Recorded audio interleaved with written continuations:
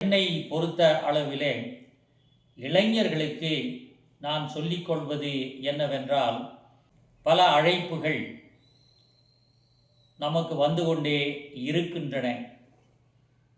ஆனால் நீங்கள் இறைவன் உங்களை அழைக்கின்றார் என்பதை உன்னிப்பாக ஒவ்வொரு நாளும் கவனிக்க வேண்டும்.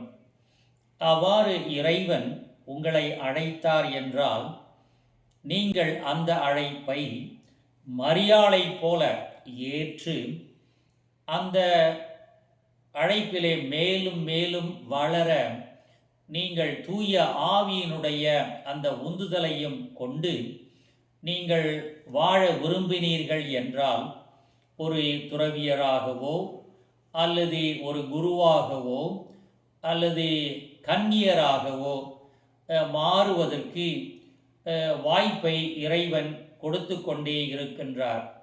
இறைவன் அழைத்து கொண்டே இருக்கின்றார். அந்த அழைப்பை ஏற்று இறைவனிடம் வாருங்கள்.